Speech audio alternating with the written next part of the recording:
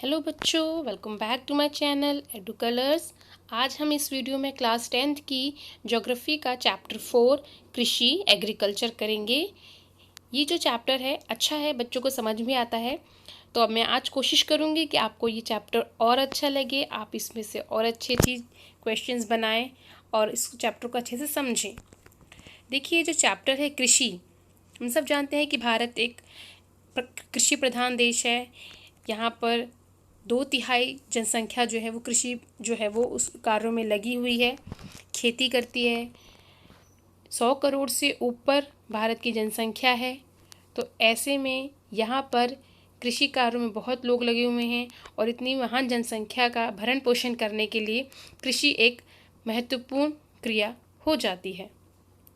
कृषि एक प्राथमिक क्रिया है और कृषि जो है भारत में बहुत इम्पॉर्टेंट है। ये हमारे लिए तो भोजन का उत्पादन करती ही है, इसके अलावा ये उद्योगों के लिए कच्चा माल भी पैदा करती है और इसके अतिरिक्त कुछ अन्य पदार्थ हैं जैसे चाय, कॉफ़ी, मसाले, इसका भी हम उत्पादन करते हैं, फिर इनका निर्यात करते हैं। अब हम बात करते हैं कृषि के प्रकार की। कृषि जो है वो मुख्यतः 3 प्रकार की जो है वो मानी गई है भारत में। पहली कृषि है प्रारंभिक जीविका निर्वाह कृषि, ठीक है।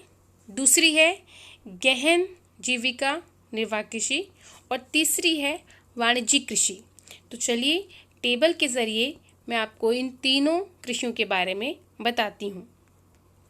तो देखिए बच्चों, इस टेबल में पहली जो कृषि है वो है प्रारंभिक जीविका निर्वाह कृषि। देख रहे हैं आप सब, ठीक है। ये जो कृषि है ये भूमि के छोटे टुकड़े पर की जाती है और प्राचीन समय से, जैसे कि जो प्राचीन औजार रहे हैं जैसे हंसिया है, कुदाली है, खुरपा है, उसी के ज़रिए इसकी खेती आसानी से घर के परिवार के लोगों के द्वारा ही की जा सकती है। और इसमें किसान जो है वो वर्षा पर और जो मिट्टी की उर्वरता है उस पर निर्भर होता है कि उसकी वजह से उसकी कृषि किस तरह की होनी है। दूसरी है गहन जीविका कृषि। ये बड़े फार्म पर की जाती है और इसमें आधुनिक मशीनों का और जो बीज हैं वो अच्छी किस्म के होने चाहिए, खाद अच्छी किस्म की होनी चाहिए, पेस्टिसाइड्स, कीटनाशक, उर्वरक, ये सब चीज़ें जो हैं वो इसमें ख़ास तौर पर देखी जाती हैं। तीसरा पॉइंट है इसमें सिंचाई के लिए नहरों व नलकूपों का प्रयोग किया जाता है कि सिर्फ हम इस पे वर्षा के ऊपर निर्भर नहीं रह सकते, इसलिए नहरों और नलकूपों का प्रयोग इसमें किया जाता है। तीसरी है वाणिज्यिक कृषि। वाणिज्यिक कृषि जो है, जैसे कि नाम से पता चल रहा है, व्यापार के मुद्दे से की जाती है। इस प्रकार की कृषि में अच्छे बीज, कीटनाशक और रासायनिक उर्वरकों का प्रयोग किया जाता है। रोपण कृषि भी एक प्रकार की वाणिज्यिक कृषि ही है। इसमें बड़ी संख्या में श्रमिकों की सहायता ली जाती है और इसमें पैसा यानी पूंजी काफ़ी लगाई जाती है और काफ़ी बड़े भूभाग पर सिर्फ 1 या 2 फसलें ही उगाई जाती हैं। इसके उदाहरण हैं जैसे चाय, कॉफ़ी, रबड़, गन्ना और केला। ये घर के प्रयोग के लिए नहीं उगाए जाते हैं। इनका मकसद उगाने का ये होता है कि इसका व्यापार किया जाए, इसको बाजार में बेचकर मुनाफा कमाया जाए।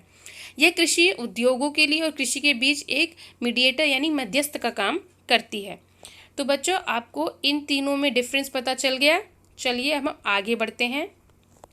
तो देखिए बच्चों, हर फसल को उगाने का, उसको बोने का एक समय होता है। जिस समय बोया जा रहा है और किस समय वो काटा जाएगा उसमें थोड़ा अंतर होता है। कोई फसल 3 महीने, कोई फसल 4 महीने और कोई फसल 8 से 9 महीने तक उगाई जाती है। तो यहाँ पर 3 तरह की कैटेगरी दे रखी है जिसमें आपको ये बताया जाएगा कि रबी फसल कौन सी है, खरीफ फसल कौन सी है और जायद फसल कौन सी है। तो रबी फसल की जो खासियत है वो ये है कि ये सर्दियों में उगाई जाती है, अक्टूबर दिसंबर के बीच में, और अप्रैल और जून के बीच में इसको काट लिया जाता है इस फसल को। खरीफ फसल जो है मानसून यानी बारिश का आगमन जब होता है जून में भारत में, तो मानसून के आगमन के साथ बो दी जाती है और सितंबर अक्टूबर में काट दी जाती है। जायद फसल यह रबी और खरीफ फसलों के बीच में जो गर्मी का समय होता है उस समय इसको बोया जाता है। रबी फसल के उदाहरण हैं गेहूं, जौ, चना, मटर, सरसों। ये रबी फसल के उदाहरण हैं। खरीफ फसल चावल, मक्का, ज्वार, बाजरा, तूर, मूंग, उड़द, कपास, जूट, मूंगफली और सोयाबीन प्रमुख खरीफ फसलें हैं। जायद फसलें कौन सी होती हैं? जैसे खरबूजा है, तरबूज है, खीरा है, ये प्रमुख जायद फसलें हैं। तो आई होप बच्चों आपको ये चीज़ें भी क्लियर हो गई होंगी। बच्चों रबी फसल जो है वो कहाँ उगाई जाती है? ये ज़्यादातर उत्तर पश्चिमी राज्य जैसे कि पंजाब, हरियाणा, उत्तर प्रदेश, हिमाचल प्रदेश और जम्मू कश्मीर यहाँ पर उगाई जाती हैं, क्योंकि यहाँ पर गेहूँ उत्पादक राज्य हैं, इसलिए गेहूँ जो है वो एक रबी फसल है और यहाँ गेहूँ की जो बोना है उसको इन राज्यों में बोया जाता है। चावल की जो मुख्य खेती है वो कहाँ की जाती है? मुख्य रूप से असम, पश्चिम बंगाल, उड़ीसा, आंध्र प्रदेश, तेलंगाना, तमिलनाडु, केरल और महाराष्ट्र के कोंकण क्षेत्र में की जाती है। तो गेहूं और चावल की खेती किन किन राज्यों में की जाती है, इसके बारे में मैं आपको मैप के ज़रिए भी समझाऊंगी कि मैप में वो क्षेत्र कहाँ है जहाँ पर गेहूं और चावल की खेती की जाती है। तो बच्चों चलिए मैं आपको ये बताती हूँ कि चावल की खेती किन किन क्षेत्रों में की जाती है, किन किन राज्यों में की जाती है। तो देखेंगे आप यहाँ पर ये जो ग्रीन कलर का आपको पोर्शन दिख रहा है डार्क ग्रीन कलर में, ये वाला, इन राज्यों में चावल की खेती जो है वो की जाती है, जिसमें जो है असम, इधर वेस्ट यूपी, बिहार, पश्चिम बंगाल, छत्तीसगढ़, झारखंड, ये राज्य मुख्य रूप से आते हैं। थोड़ा साउथ की तरफ चलते हैं तो आप यहाँ देखेंगे, ये देखिए झारखंड है, ये उड़ीसा है, ये छत्तीसगढ़ है, ये उड़ीसा है, ये आंध्र प्रदेश तेलंगाना का थोड़ा हिस्सा, नीचे आएंगे तो तमिलनाडु और केरल का हिस्सा। इन राज्यों में चावल की खेती की जाती है। और जो आप अन्य क्षेत्र देख रहे हैं, ये जो हल्के ग्रीन है, यहाँ पर चावल की खेती की जाती है, लेकिन मुख्यतः थोड़ी कम है यहाँ पर। अब हम आते हैं गेहूं के वितरण पे कि गेहूं की खेती कहाँ कहाँ की जाती है। तो देखिए ये वाला जो उत्तरी भारत का ज़्यादातर जो राज्य हैं, यहाँ पर सब जगह गेहूं की खेती की जाती है। ये पूरा हिस्से में गेहूं की खेती की जाती है, ठीक है। तो ये वाले जो राज्य आप देख रहे हैं, उत्तरी भारत के ज़्यादातर राज्यों में गेहूं की खेती की जाती है। चलिए अब हम मुख्य फसलों के बारे में पढ़ लेते हैं। जैसे चावल है, गेहूं है, चना है, मूंगफली है, तिलहन है, दलहन है, चाय, कॉफ़ी, इन सब चीज़ों के बारे में अब हम पढ़ेंगे। थोड़ा सा सरल शब्दों में पढ़ेंगे और जो मोटी मोटी बातें हैं उनको कवर करेंगे। तो चलिए इसको भी मैं टेबल के ज़रिए आपको समझाती हूँ। तो चलिए सबसे पहले बात करते हैं चावल के बारे में। चावल जो है एक ऐसी रबी फसल है, माफ़ कीजिए खरीफ फसल है, जो कि काफ़ी गर्मी और उच्च तापमान में और काफ़ी पानी जो है इस फसल के लिए लगता है। तो आप देख सकते हैं तापमान जो है 25 डिग्री सेल्सियस होना चाहिए और वर्षा 100 सेंटीमीटर से अधिक होनी चाहिए। और किन क्षेत्रों में ये चावल उगाए जाते हैं? ये उत्तर तथा उत्तर पूर्वी क्षेत्र, तटीय क्षेत्र, तमिलनाडु, पश्चिमी बंगाल, उड़ीसा, पश्चिमी उत्तर प्रदेश क्षेत्र राज्यों में ये उगाए जाते हैं। और ये भारत का प्रमुख खाद्यान्न है। ज़्यादातर लोगों के घरों में चावल खाया जाता है और विश्व में चीन के बाद भारत का दूसरा स्थान है। गेहूँ दोमट मिट्टी में सबसे अधिक उगाया जाता है और इसका जो टेम्परेचर चाहिए इसके लिए 20 से 25 डिग्री सेल्सियस चाहिए। और वर्षा जो है यानी कम वर्षा में भी चल जाएगा, 50 से 75 सेंटीमीटर वर्षा में गेहूं की खेती की जा सकती है। किन किन एरिया में की जाती है? तो उत्तर पश्चिम में गंगा सतलुज का मैदान है, दक्कन की काली मिट्टी में और पंजाब, हरियाणा और मध्य प्रदेश के क्षेत्रों में इसकी खेती की जाती है। भारत की दूसरी प्रमुख फसल है ये गेहूँ और विश्व में इसका दूसरा सबसे बड़ा उत्पादक देश है ये भारत। मक्का जो है ये पुरानी जलोढ़ मिट्टी में सबसे अच्छी उगती है। कम वर्षा और कम आर्द्रता वाले क्षेत्र में इसकी खेती आराम से की जा सकती है। और कर्नाटक, मध्य प्रदेश, बिहार, महाराष्ट्र, उत्तर प्रदेश तथा आंध्र प्रदेश के राज्यों में इसकी खेती की जाती है। मक्का जो है मोटे अनाजों में आता है और इसके अलावा ज्वार, बाजरा इसके बाद है। भारत में ज्वार जो है वो तीसरे नंबर की फसल है। और इस तरीके से ये, अब हम आगे आते हैं चना जो है ये ठंडी जलवायु की इसको ज़रूरत होती है और कम वर्षा यानी कि 60 से 90 सेंटीमीटर में इसकी खेती की जा सकती है। राज्य है मध्य प्रदेश, उत्तर प्रदेश, राजस्थान, हरियाणा, पंजाब और महाराष्ट्र। विश्व में चना जो उत्पादन में भारत का पहला स्थान है। मूंगफली के लिए सूखी जलवायु, दोमट बलुई मिट्टी और लाल बलुई मिट्टी में ये अच्छी उगती है। और इसका जो सबसे ज़्यादा मूंगफली जहाँ उगाई जाती है वो है गुजरात। उसके बाद आंध्र प्रदेश, तमिलनाडु, कर्नाटक इसके प्रमुख उत्पादक प्रदेश हैं। उसके बाद इसका जो आधा भाग है, तिलहन का आधा भाग जो है वो मूंगफली से प्राप्त किया जाता है। लोगों को लगेगा कि सरसों जो है वो ज़्यादा भारत में उगाया जाता है, लेकिन तिलहन में सबसे ज़्यादा मूंगफली का तेल जो है वो उगाया जाता है। गन्ना जो है ये उपोष्ण कटिबंधीय फसल है। 21 से 27 सेंटीग्रेड टेम्परेचर चाहिए और 75 से 100 सेंटीमीटर वर्षा। उत्तर प्रदेश, कर्नाटक, तमिलनाडु और आंध्र प्रदेश में इसकी खेती की जाती है। ब्राज़ील के बाद भारत दूसरा सबसे बड़ा उत्पादक देश है और ये भारत की प्रमुख नकदी फसल है।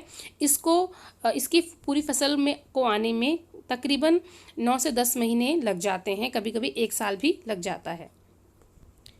अब हम आते हैं कुछ अन्य नकदी फसलों पे, जैसे चाय के ऊपर आते हैं हम सबसे पहले। तो जो चाय है, चाय भारत में अंग्रेज़ लेकर आए थे, लेकिन आज ये भारत का मुख्य पेय पदार्थ है। और चाय की जो खेती होती है वो उष्ण या थोड़े से गर्म प्रदेश में होती है, और जो इसकी मिट्टी है वो ह्यूमस, अगर उस मिट्टी में ह्यूमस या जीवांश हैं तो उस मिट्टी में इसकी खेती अच्छी होती है। और जो वर्ष भर थोड़ी बहुत बारिश होती रहे तो जो इसकी कोमल पत्तियां हैं उसके विकास में हल्की बौछारें काम कर जाती हैं और इसका जो चाय की खेती है वो अच्छे से हो जाती है। चाय की खेती के लिए जो मुख्य उत्पादक राज्य हैं वो है आसाम, पश्चिमी बंगाल में दार्जिलिंग और जलपाईगुड़ी, और तमिलनाडु और केरल। यहाँ पर चाय की खेती जो है वो अच्छी होती है। और 2016 में भारत में विश्व में चीन के बाद भारत जो है दूसरा चाय का सबसे बड़ा उत्पादक देश था। अब आते हैं हम कॉफ़ी पे। तो भारत की जो कॉफ़ी है वो विश्व प्रसिद्ध है। भारत में जो कॉफ़ी उगाई जाती है वो अरेबिका किस्म की कॉफ़ी है जो उगाई जाती है, और ये विश्व भर में काफ़ी इसकी डिमांड है। और इस वजह से इसकी जो कॉफ़ी है कहाँ उगाई जाती है, ये नीलगिरी की पहाड़ियों में उगाई जाती है। और आज कर्नाटक, केरल और तमिलनाडु जो हैं वो इसके प्रमुख उत्पादक राज्य हैं। अब हम आते हैं बागवानी फसलों पर। बागवानी फसलों का मतलब है कि फल और सब्जियां, ठीक है। तो भारत जो है चीन के बाद दूसरे नंबर पे आता है फल और सब्जियों में। अब जैसे हम देखते हैं कि यहाँ पर किन राज्यों का क्या चीज़ें जो हैं वो फेमस हैं, जैसे कि तमिलनाडु के केले बहुत फेमस हैं, चेरापूंजी मेघालय के संतरे, केरल, मिजोरम, महाराष्ट्र के केले, और उत्तर प्रदेश, बिहार की लीची बहुत फेमस है, और मेघालय के अनानास, आंध्र प्रदेश, तेलंगाना, महाराष्ट्र के अंगूर बहुत फेमस हैं, और जो हिमाचल प्रदेश तथा जम्मू कश्मीर में ये सेब की खेती बहुत अच्छी की जाती है, नाशपाती, अखरोट की खेती बहुत अच्छी की जाती है। तो जिन जिन राज्यों के साथ साथ मैंने जिन जिन फल और सब्जियों के नाम लिए वहाँ पर उसकी खेती अच्छी की जाती है, उसकी पैदावार वहाँ पे अच्छी होती है। देखिए यहाँ पर बागवानी की जा रही है, आप ये देखेंगे अखरोट है, यहाँ पर अखरोट की खेती की जा रही है, ये सेब है, ये अनार है, और अगर आप इसके नीचे आएंगे तो आप देखेंगे यहाँ पर ये सब्जियों की खेती की जा रही है, ये मटर है, ये फूल गोभी है, ये टमाटर है, और ये बैंगन की खेती की जा रही है। अब हम आते हैं खाद्य फसलें, जिन्हें खाया नहीं जाता उन फसलों पे। तो उसमें सबसे पहले आता है रबड़। तो जो रबड़ की खेती है इसके लिए काफ़ी वर्षा चाहिए। 200 सेंटीमीटर से अधिक वर्षा वाले क्षेत्र में और 25 डिग्री सेल्सियस से अधिक तापमान वाले क्षेत्र पे इसकी खेती की जाती है। और इसमें मुख्य रूप से केरल, तमिलनाडु, कर्नाटक, अंडमान निकोबार आइलैंड और मेघालय की गारो पहाड़ियों में रबड़ की खेती अच्छी की जाती है। अब हम आते हैं रेशेदार फसलों पे। तो भारत में कपास, जूट, सन और जो रेशम है, नेचुरल जो रेशम होता है उसकी खेती की जाती है। ये 4 रेशेदार मुख्य फसलें हैं भारत में। तो 3 यानी कपास, जूट और सन, इनकी तो खेती जो है वो मिट्टी की फसल उगाने से ही की जाती है। लेकिन जो चौथा यानी रेशम है, ये इसकी खेती कीड़े के द्वारा होती है हमें, और जिस पेड़ पर ये जो खेती की जाती इसका करा जाता है तो वो मलबरी पेड़ की हरी पत्तियों पर ये पलता है इसका कीड़ा, और रेशम उत्पादन को सेरीकल्चर कहा जाता है। अब हम आते हैं कपास। तो कपास जो है भारत को मूल स्थान माना जाता है कपास के पौधे के लिए। तो कपास उत्पादन में भारत का विश्व में चीन के बाद दूसरा स्थान है 2016 के अकॉर्डिंग। और इस फसल को उगाने के लिए हाई टेम्परेचर चाहिए और हल्की वर्षा चाहिए, और ये कपास के जो डोडे हैं, कपास का जो पौधा होता है उसमें जो डोडे होते हैं उस डोडे से कॉटन बनती है। उसके बाद फिर सूती कपड़ा तैयार किया जाता है। ये देखिए कपास की कृषि आप यहाँ देख सकते हैं। ये जो इसके वाइट वाइट फूल देख रहे हैं आप, ये इसके डोडे हैं और इसी से फिर कॉटन बनता है। अच्छा, अब आगे बढ़ते हैं। और कॉटन को बनने में कितना समय लगता है? तकरीबन इसको पकने में पूरा 6 से 8 महीने लगता है। और काली मिट्टी में कपास जो है सबसे अच्छा उगता है। तो महाराष्ट्र, गुजरात, मध्य प्रदेश, कर्नाटक, आंध्र प्रदेश, तेलंगाना, तमिलनाडु, पंजाब, हरियाणा, उत्तर प्रदेश कपास के मुख्य उत्पादक राज्य हैं, जिसमें से महाराष्ट्र और गुजरात जो है वो बिल्कुल मुख्य हैं। अब हम आते हैं जूट पर। जूट जो है उसको सुनहरा रेशा भी बोला जाता है। और जो बाढ़ के मैदानी इलाके होते हैं, जब वहाँ पर जल निकास वाली जो मिट्टी, उर्वरक मिट्टी होती है, वहाँ पर इसकी खेती अच्छे से की जाती है। और हाई टेम्परेचर चाहिए इसको बढ़ने के लिए। और जिन राज्यों में उगाया जाता है वो मुख्य रूप से पश्चिम बंगाल है, फिर बिहार, असम, उड़ीसा, मेघालय जूट के मुख्य उत्पादक राज्य हैं। और इसका प्रयोग चटाई या बोरियां या रस्सी, धागे वगैरह बनाने के लिए किया जाता है। अब बात करते हैं प्रौद्योगिकी और संस्थागत सुधार, यानी कि कृषि में टेक्नोलॉजी का कितना यूज़ होता है इंडिया में, और उसमें क्या रिफॉर्म्स किए गए हैं, क्या सुधार किए गए हैं उसको बढ़ावा देने के लिए। देखिए, जिस हिसाब से भारत की जनसंख्या है उस हिसाब से टेक्नोलॉजी उतनी नहीं डेवलप हुई है और ना ही उसका कृषि में इतना उपयोग किया गया है।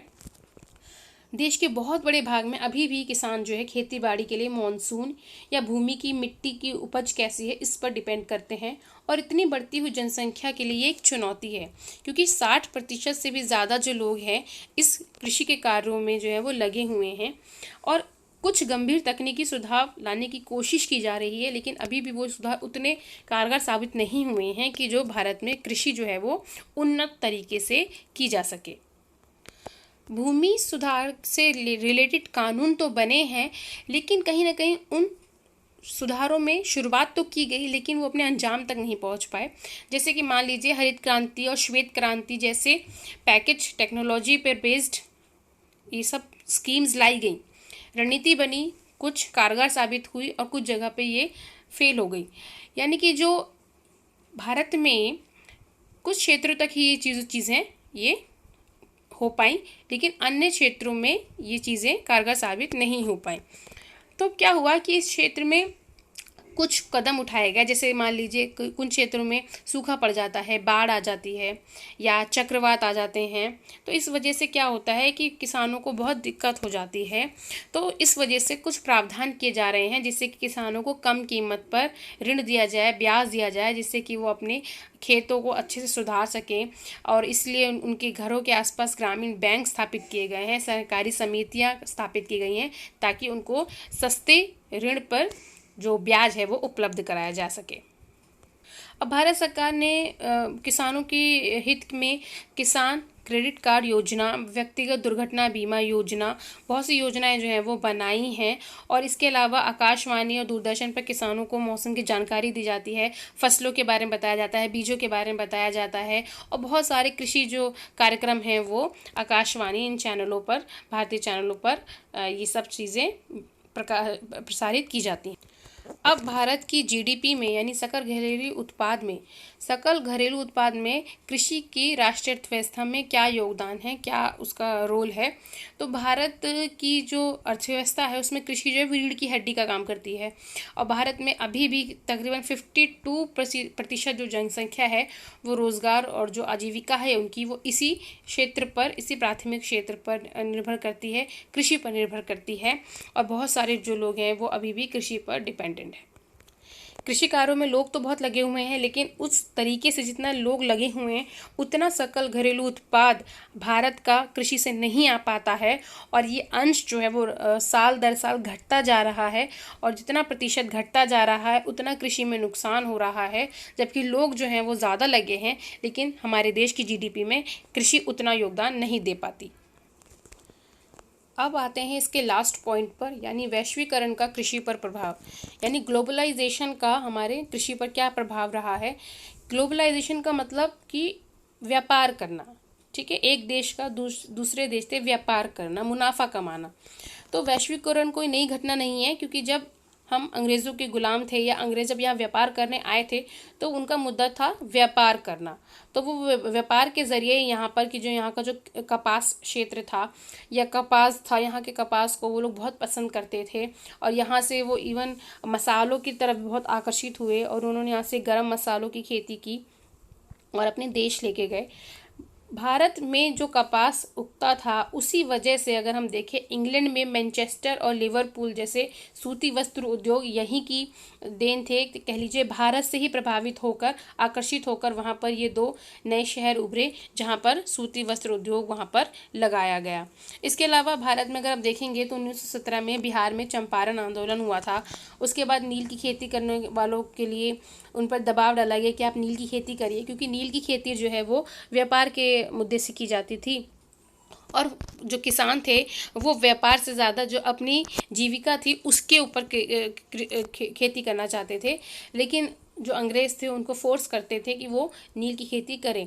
अगर हम देखेंगे तो भारत में आज़ादी के बाद भी 1990 के बाद वैश्वीकरण आया जब भारत में, तो किसानों को इसका बहुत चुनौतियों का सामना करना पड़ रहा है और भारतीय कृषि जो है वो अब दो राहें पर है, क्योंकि भारतीय कृषि को हमें सक्षम और लाभदायक बनाना है और हमें कोशिश करनी है कि जो हमारे सीमांत और छोटे किसान हैं उनकी स्थिति पर जोर दिया जाए कि वो सुधरे। भारत में देखा जाता है कि आजकल जो ऑर्गेनिक एग्रीकल्चर है, ऑर्गेनिक फार्मिंग है, उसको बहुत ज़ोर दिया जा रहा है। सिक्किम आज भारत का ऐसा राज्य है जो पूरी तरीके से ऑर्गेनिक फार्मिंग करता है और इसमें क्या होता है, जितने भी कीटनाशक हैं या उर्वरक या केमिकल फ्री जो फार्मिंग होती है, खेती होती है, उस पर बेस्ड होती है ऑर्गेनिक कृषि। अगर हम भारत में देखें तो भारत में तकरीबन 83.3 करोड़ जो लोग हैं वो लगभग 25 करोड़ हेक्टेयर भूमि पर निर्भर हैं, यानी कि जो भारत के लोग हैं, लोग ज़्यादा हैं और कम एरिया पे खेती की जा रही है। तो इस तरीके से भारत की जो स्थिति है वो डामाडोल है कृषि के मामले में। तो बच्चों, मेरा ये वीडियो यहाँ कंप्लीट होता है। अगर आपको मेरा वीडियो अच्छा लगता है तो प्लीज़ इसे लाइक कीजिए, कमेंट कीजिए और सब्सक्राइब कीजिए। नए व्यूवर्स मेरे चैनल को ज़रूर सब्सक्राइब करें और बताइए कमेंट सेक्शन में कि आपको मेरा ये वीडियो कैसा लगा। Thank you so much.